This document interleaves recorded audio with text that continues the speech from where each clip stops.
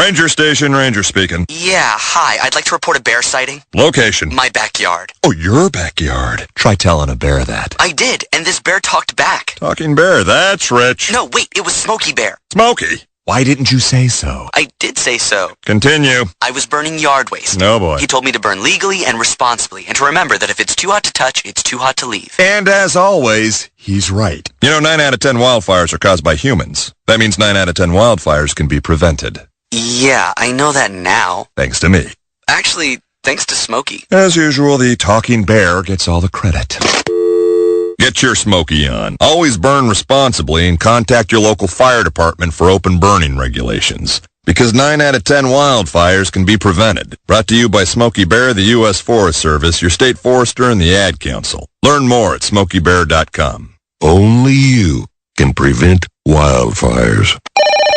Northern Tool and Equipment. I got a rather serious problem over here. All right, what are we looking at? Cranky mother-in-law asleep on the couch in the man cave. Dear God. It gets worse. That's impossible. She's passed out on the remote. I stand corrected. What do I do? Okay, I want you to grab a Torrin Big Red hydraulic bottle jack. Okay. Now you wedge that bad boy in under your mother-in-law and crank her up skyward. It's working.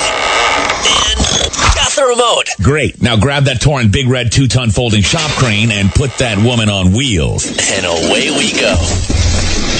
There's no problem a little horsepower can't solve. Northern Tool and Equipment.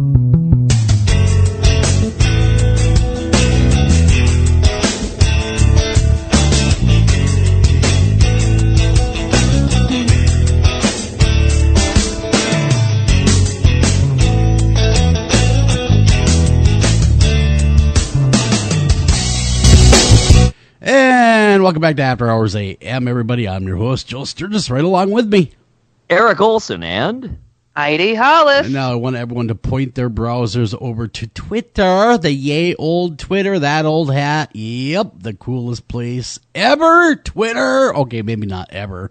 But when you're there, I want you to search out AM Haunted or America's Most Haunted.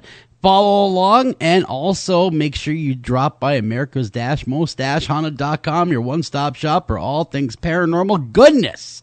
And plus, you get to hear us live. If you're not already over there listening to us live, check out the article that Eric wrote tonight about Mr. Tim Shaw, along with all sorts of other great articles that he's also written. So again, America's-Most-Haunted.com. Alrighty, are you guys big Scooby-Doo fans?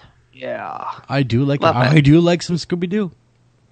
Well, Scooby-Doo forever, literally. There's yet another animated movie coming out. What's cool about this one is it answers a question asked way back in the 80s. Oh. This is Scooby-Doo and the Curse of the 13th Ghost. We never found out who the 13th ghost was back in the 80s. But in this new animated film, we will find out. Finally! You know, that was the one question that was burning at me for decades.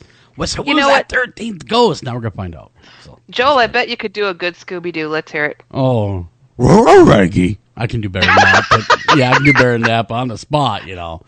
Erica, you got it in you?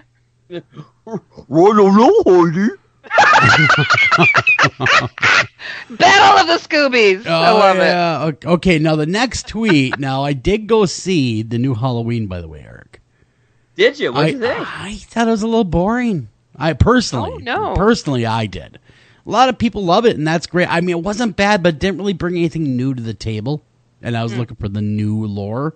But for me, it didn't bring anything mind-blowingly new. But it was a good movie. Don't get me wrong, it just wasn't anything crazy new, you know. So no, I mean, that's what I said, too. I said it was good, but not great. Yeah, I mean, would I see it again? Yeah, I'd sit through it again. I mean, there's some good points about it, but yeah, it was good, but not great. I just wish they would have expanded on the lore a little bit more. Actually showing his face might have been a good thing, too, because, you know, they don't actually do that. The guy, let's just face it, Eric, the dude's old. I mean, they even show he has ear hair, for crying out loud. Yes.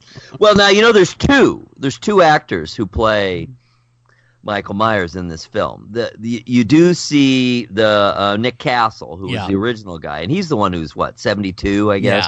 Yeah. But the guy who's doing most of the action, the one who's hopping around very nimbly, he's a lot younger. He's like 60. I was gonna ask you. He's like 60. Yeah, he's a lot younger. A lot younger. I was gonna ask Mikey Jr., right? Yeah, right.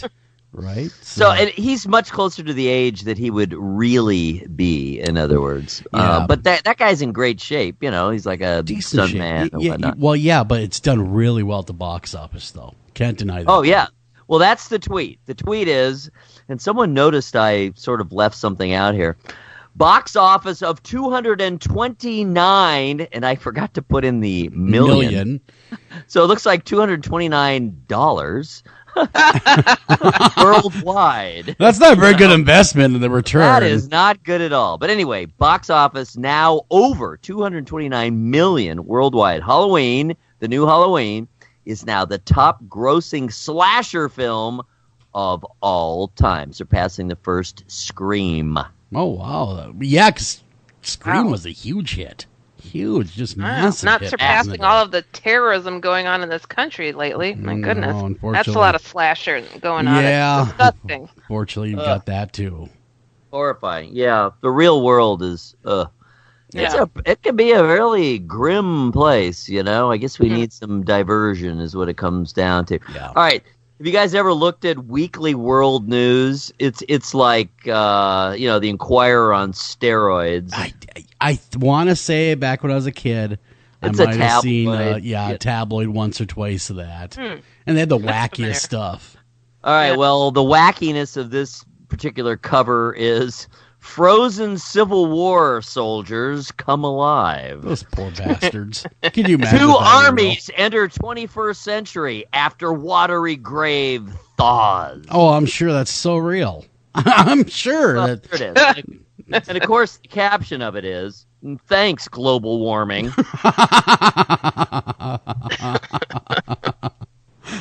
Oh, good Lord, good Lord, good Lord. What's this? All right, this next one, it really is visual. You kind of have to see it. So once again, like Joel said, if you got a moment, go to twitter.com/amhaunted. You can follow us. You can follow the links. You can like the tweets. You can retweet them. You can see the images, most importantly. All right, this next one, I love this picture. It's just, left over from Halloween. It's a martini, a glass, with a pumpkin, with a jack-o'-lantern shaped olive inside, and then a very shapely witch in silhouette sitting on top of the martini glass. So this is either a very large martini or a very small witch. One of the two. Who could carve out an olive like that? Yeah, I would. It's big enough, right? Maybe it's a full pumpkin size. Yeah. A very talented person with a lot of time on their hands. Oh, yeah. So anyway, it's just an image I like. I'm still going through that Halloween hangover, and I'm a smartass, so I'm gonna comment on things that I see. All right, this next one, nothing smart about that. It's a really cool. It's a photograph, definitely. It's a very foggy, misty forest with the moon, a full moon, peeking out over the leaves over the top of a tree, and to me, that picture, that image, that just absolutely symbolizes November, at least in Northeast Ohio. Yeah, very That's a pretty. cool picture. Yeah, it is. That's really cool. Very beautiful picture. Swamp gas looks like. It could well be. All right. Have either of you guys been watching this season of American Horror Story? Here and there, I have. Here and there. Here and I there. have started the whole series. I'm on season 3. You guys got me started, and I really dig it. I am really impressed. I don't know why I missed it this long. It's a good show. Right. It's hit and miss. You're going to want to skip Roanoke, though. Do yourself a favor. Skip that season. Unless you're in a meta. Then go ahead and watch it. But it was really... Meta within meta within meta. Yeah. It was a tough one to watch, and I'm a fan. And it's really hard. It hurts your brain to sit there and try to by what level of reality are we on now? It's just circles within circles. It really does get very complex. I actually liked it because I'm kind of a fan of meta until about the last 2 episodes, and then it got too much. It was really cool. It was cool. It was cool in the beginning where they showed like the interviews of the survivors a bit. You know, I mean, that part was kind of cool because Cuba Gooding Jr., which is a good actor anyway, and then a few others. He was great in it. Yeah. That part was good, but then when it starts shifting gears, not so much. But anyhow, this season is not too bad. I'm in love with Jessica Lange. My God, is she amazing? She is, and she makes a brief appearance this season too. I think she's only in 1 episode, but she does show up. Amazing. And this one is really interesting in that they do the trope where the first couple, maybe 3 episodes, are the present. Okay, so this is where you are now, and what you're seeing in those first few episodes is post-apocalypse. So it's a post-apocalyptic world, and it is grim. And all you're really seeing, for the most part, are within these bunkers, these survival bunkers that were set up by extremely rich people, $100 million each to be invited to be in one of these bunkers. The whole rest of the season, I couldn't believe it, next week is the end. It's the finale next week. Man, that's a quick season. It feels really quick. I don't know if same number of episodes or not. I don't but know. Anyway, the whole rest of the season, though, is what led up to the apocalypse. And that's the fascinating part. This part, I was kind of iffy on the post-apocalyptic world itself, but ever since they've gone back to show how did you get there, it's been fascinating. They brought back witches from season 3 from Coven, so it's great to see them. You got Sarah Paulson in I don't know what 3 different roles, I guess. Maybe it's even 4. It's at least 3 roles. Fascinating. You have this young guy. He's not as young as I thought. He's 30. The actor, I looked him up. He's an Australian guy named Cody Fern, and he is the Antichrist, and he's turning out to be a very interesting, really complicated figure, this Antichrist. So I mean, other than knowing, I guess, the apocalypse is going to happen in the finale, beyond that, there's a lot of questions. Anyway, my tweet is, though inconsistent and very complicated, I'm very absorbed into American Horror Story Apocalypse this season. If you believe in an Antichrist, the apocalypse really could happen the way they present it. It becomes plausible, and in a very frightening way, I must say. Yeah. Oh, by the way, really quickly, as long as we're on TV topic, I did watch The Walking Dead, Rick Grimes' last episode. How about you, Eric? Did you catch that? Oh, of course, yes. Yeah. What did you think? I was really, really going to be sad and upset about him leaving, and so that final few minutes, that finale, I was happy about it. Did you know? Oh, go ahead, sir. Well, and then you find out immediately thereafter why they did it the way they did. Yeah. He's going to be in movies. Yeah, exactly. Yeah, there's some Walking Dead. There's 3 Walking Dead movies coming out. So they didn't kill him off. No, they didn't kill him out.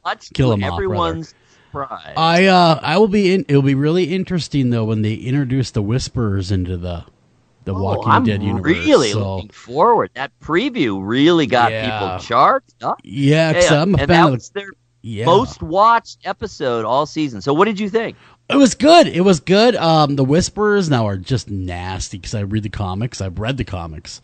And they're a nasty group. They're gonna have to now if they're gonna be faithful to the comics. Spoiler alert: if they do follow this, they're gonna release Negan to fight alongside of them against the Whisperers. Very interesting. Yeah, what do they move ahead several years? Yeah, they do. It's a big jump. They're the little girl goes from being 3 to about what, like 10? Yeah. There's a big time jump there that they just glossed over a lot of content to get to the Whisperers. So I think they did that mainly to get some watchers back too. They got to do something to give it a shot in the arm because it's pretty